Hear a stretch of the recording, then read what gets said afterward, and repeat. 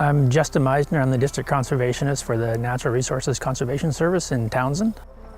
This is the Deep Creek Watershed in Broward County, and it's about 17 miles long as far as the private land side of it. Starts in the big belts and then the mouth at the Missouri River. We had a flood event in 2010 that was a high water event, lasted a few weeks and kind of destabilized some of the banks. And then in 2011, they had another sustained high water event, a flood event, as most of Montana did. A lot of the projects that Fish, Wildlife and Parks had been working on in the 90s and early 2000s kind of came unraveled. So the local working group reconvened and agreed to have the Priority 1 watershed for Broward County for the NRCS to focus our planning efforts on to be the Deep Creek Watershed. We saw the negative impact to some of these landowners and to the stream, and we decided that we needed to do something. So the first thing we did is started working with the landowners, talking to them, seeing some of the things that they would like to have seen done. NRCS joined in with us. We had to write a watershed restoration plan, which was very cumbersome. Fish, Wildlife and Parks, Ron Spoon, helped the Conservation District extensively with that, along with DEQ. And basically that watershed restoration plan was a blueprint to what we wanted to do in the near future and into the 20 years down the road. So one of the first projects we worked on is there was a diversion point just down the hill from us that would divert water about 4 miles over to some irrigation property. And for them to be able to do that, they had to essentially dewater the entire stream to get water over there. So that landowner came in and asked the NRCS first, is there a way you could work with us to be able to help improve our irrigation system and benefit the creek? And that one project alone took about 4 to 5 miles of creek, and that would typically be dewatered in July and August, and now it flows 3 to 5 CFS even on the dry years. What we're looking at here is a diversion off the Broadwater, Missouri Canal that was part of an NRCS equip project to take 7.5 CSS of water off of Deep Creek and move it to this point. It put it in an 18-inch pipeline. It was a project that involves 3 separate landowners and approximately 400 acres of irrigated ground.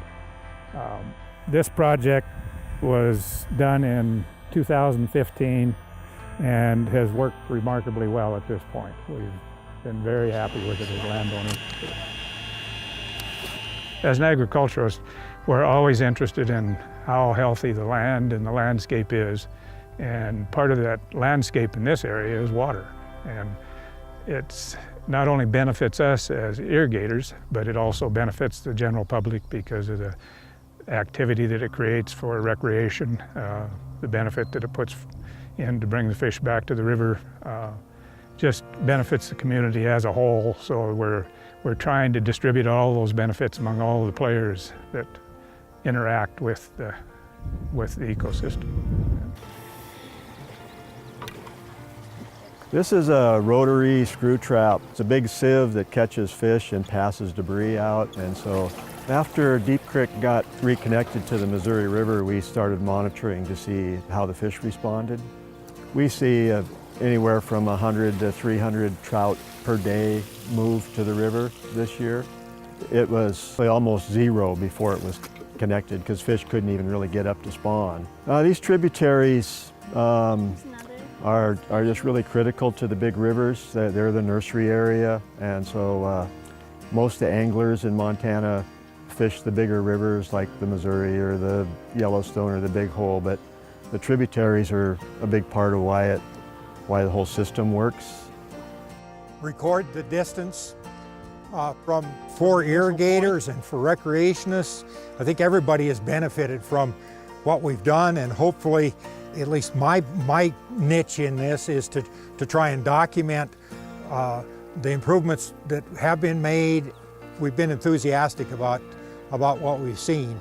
And I guess the other thing, it's been gratifying to have a whole community kind of come together. We had irrigators, we've had small landowners, people that are interested in fish and recreation, and just residents of the county who are interested in improving what we've got. And it improves the stream and the habitat along the stream, as well as the availability of water for a variety of uses.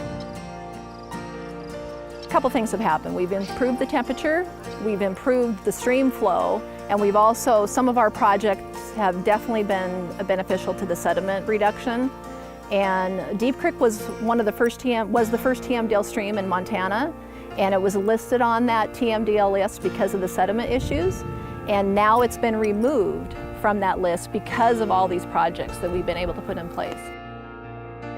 The camaraderie between the landowners and the government officials, which is oftentimes, that's kind of a negative. You know, people are mandated or forced to do things. And in this case, they weren't. They were asked what they wanted to see happen. And the landowners realized that what they had to say and what they felt really mattered, and we respected them. And I think that was probably the catalyst that enabled us to go forward. It's not just a natural resource issue, it's also kind of a social community issue. You know, to make these kind of changes on the stream require a lot of trust.